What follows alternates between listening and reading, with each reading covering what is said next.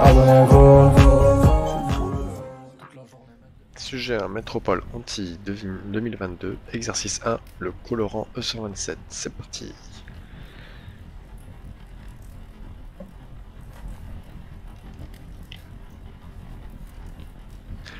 Le colorant E127 de couleur rouge est utilisé pour teinter certains aliments comme les cerises confites. Il est également présent dans les médicaments comme les révélateurs de plaques dentaires.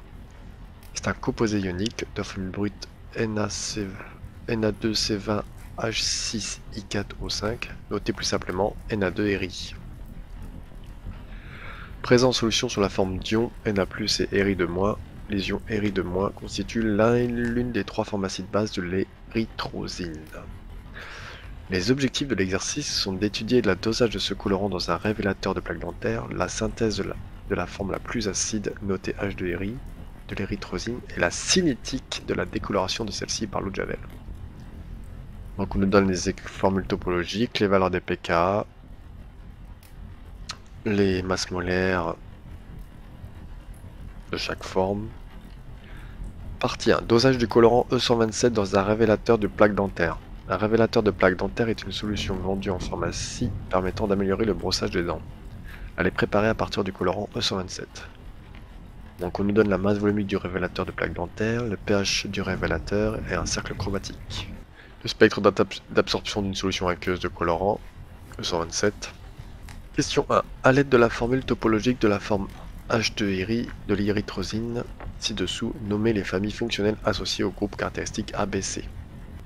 Alors, le groupe A, c'est la famille des alcools, puisqu'il y a un seul OH. Le groupe D, c'est la famille des cétones, puisque c'est un groupe... c'est une liaison CO, mais dans une chaîne carbonée. Et le groupe C, c'est une famille acide carboxylique, puisque c'est en extrémité, et on a COOH. Question 2. Identifiant ou justifiant la forme d'érythrosine qui prédomine dans le révélateur de plaques dentaires étudié. Donc il faut faire le diagramme des pH, des pKa. Donc on trace l'axe des pH, on positionne les deux pKa et les trois formes de la plus acide à la plus basique. On se trouve à pH égale 7, à pH égale 7, et bien on voit que c'est la concentration d'Ri2- qui est prédominante. Sur le site du fabricant, il est indiqué que le révélateur de plaques dentaires de couleur rouge est une solution hydroalcoolique contenant le colorant E127 à 2% en masse. Afin de vérifier l'indication précédente sur le titre massique, on réalise les expériences décrites ci-dessous. Préparation de la solution à doser, on introduit 0,5 ml de révélateur de plaques dentaires dans une fiole jaugée de 2 litres que l'on complète avec de l'eau distillée, on obtient la solution S. Dosage spectrophotométrique par étalonnage. À partir d'une solution aqueuse de colorant O127 de concentration en solution apportée égale à 1,7 10-5 mol par litre, on prépare par dilution 6 solutions filles. Donc on obtient la courbe et on mesure l'absorbance de la solution S, on obtient 0,484. Justifier la couleur rouge des révélateurs de la plaque dentaire étudiée. Donc on sait que l'absorbance maximale est de 0,78. Donc je refais le graphique de l'absorbance. On se positionne au A max et on va trouver par lecture graphique 530 nanomètres. Ensuite on va utiliser le cercle chromatique qui est donné. On arrive à la valeur A max, donc 530, et on ressort de l'autre côté du cercle chromatique et on voit que c'est bien rouge. Donc le vert est absorbé, donc le rouge est réfléchi. Question 4. Après avoir montré que la concentration du colorant E127 apporté dans le révélateur de plaques dentaires est égale à 2,2 mol par litre, déterminez la valeur du titre massique en colorant E127 du révélateur de plaques dentaires analysé. Commentez. Donc, avec l'évolution de l'absorbance en fonction de la concentration en quantité de matière de colorant E127 apporté que j'ai refait ici, on trace la droite, on se positionne à 0,484 d'absorbance, et par lecture graphique, on peut lire 5,5. Attention, 5,5 10-6 mol par litre, n'oubliez pas les micromoles.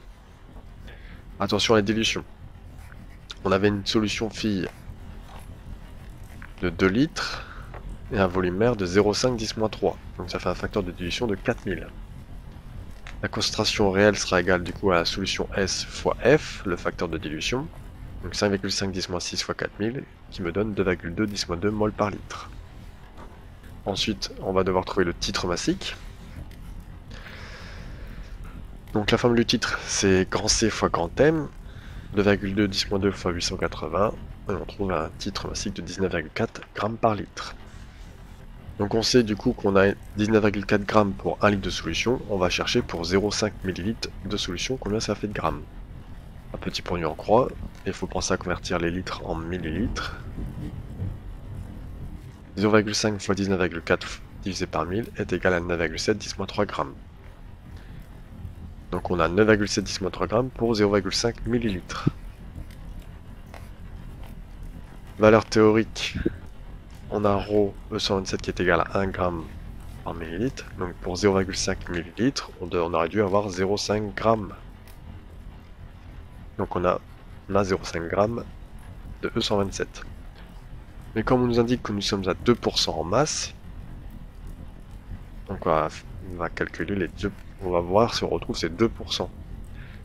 Donc 9,7 10-3 grammes que j'ai trouvé divisé par les 0,5 ici, fois 100, on trouve 1,9%. On est très proche des 2%, c'est bon. Partie de synthèse de l'érythrosine à partir de la fluorécine. Fluorécine. L'érythrosine peut être synthétisée à partir d'un autre colorant, la fluororécine, en présence d'acide iodique et d'éthanol. L'équation de la réaction modélisant cette synthèse est donnée ci-dessous. Donc on a là H2 plus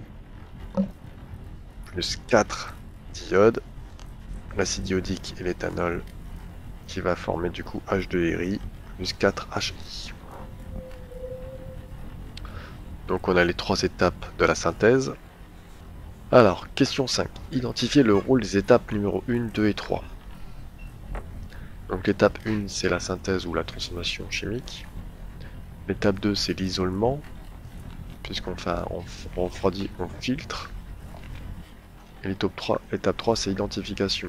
Ici, on identifie avec la température de fusion sur un banc Koffler. Identifier l'opération du protocole expérimental réalisé pour optimiser la vitesse de formation de l'érythrosine. Donc l'opération pour optimiser la vitesse de formation, on a chauffé, on a agité, on a mis des catalyseurs.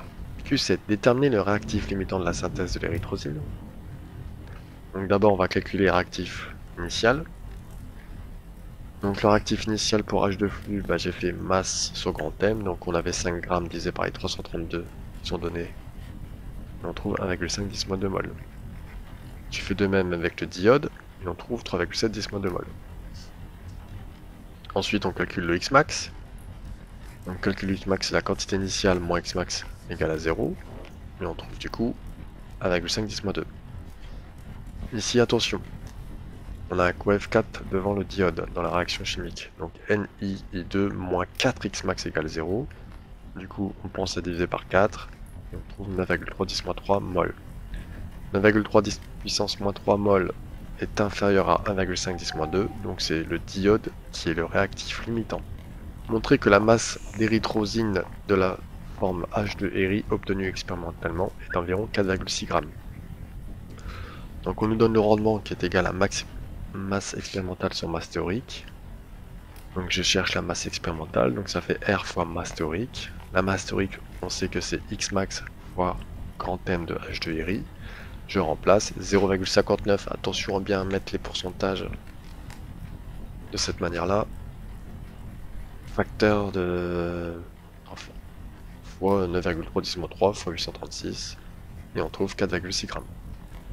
Déterminer le nombre de flacons de 10 ml de révélateur de plaque dentaire de pH égal à 7 et de concentration égale à 2,2 10-2 mol par litre en colorant 127 qu'il est possible de fabriquer avec cette synthèse. Donc j'ai trouvé deux méthodes. On sait que la masse expérimentale est 4,6 grammes et on avait 1,9% de titre massique. On sait que le E127 est de 1,0 g par millilitre. Donc pour 10 millilitres, la masse, du coup on fait M égale à ρ fois V. Donc la masse de E127 sera de 10 grammes. On va chercher la masse de H2RI, donc on est à 0,019 fois 10, soit dans les 10 grammes, il y a 0,19 grammes, puisque ça c'est notre pourcentage.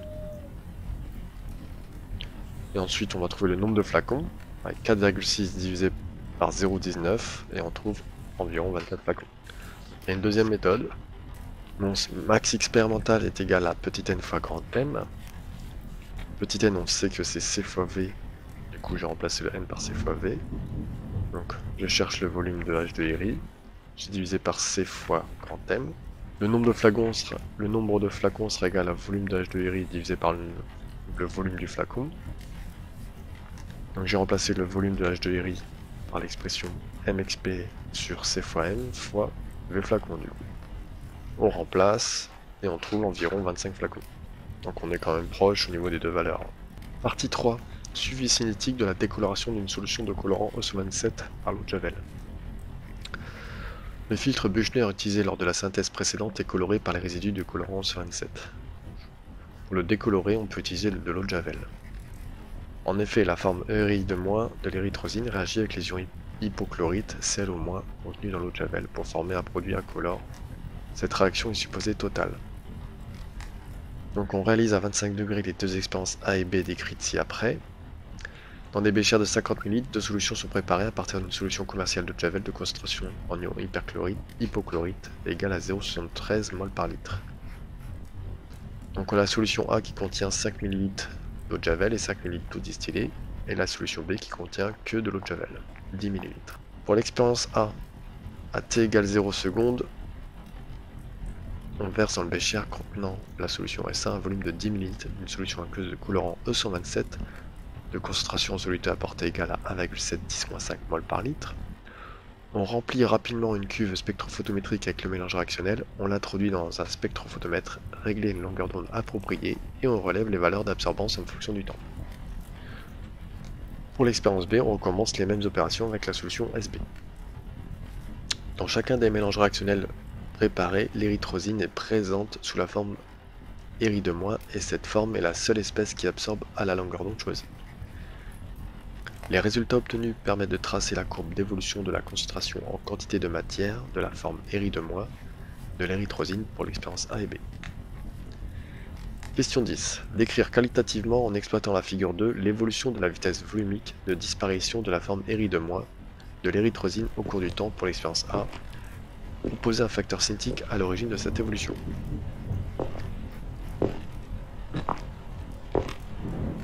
Donc les tangentes au point de la courbe sont de plus en plus horizontales, et comme la formule de la vitesse de disparition est égale à moins la dérivée de la concentration par rapport au temps, alors si le coefficient directeur des tangentes, qui correspond du coup à la dérivée de la concentration par rapport au temps, diminue, bah, la vitesse de disparition diminue. Le facteur cinétique à l'origine de cette évolution, c'est la concentration. Moins il y a de concentration, moins cela disparaît. Déterminer graphiquement le temps de demi-réaction pour l'expérience A est commenté. Donc l'expérience A, la concentration initiale est de 8,5 micromol par litre. Donc le temps de demi-réaction, c'est lorsqu'on a consommé la moitié de la concentration, donc on divise par 2 et on trouve 4,3 micromol par litre. Graphiquement, T égale à 145 secondes. Donc ce que j'ai fait, je me suis mis à C0 sur 2, et graphiquement, j'ai lu la valeur ici 145 secondes. Expliquer comment il est possible d'optimiser la décoloration du filtre Büchner. L'expérience B est plus rapide que A car on arrive à consommer ERI de moins au bout de 400 secondes. Donc on est passé de 5 ml à 10 ml d'eau, Javel et pas d'eau distillée. Donc il n'y a plus de dilution. Donc la concentration d'eau de Javel a augmenté. Plus c'est concentré, plus la réaction se fait rapidement. Abonnez-vous.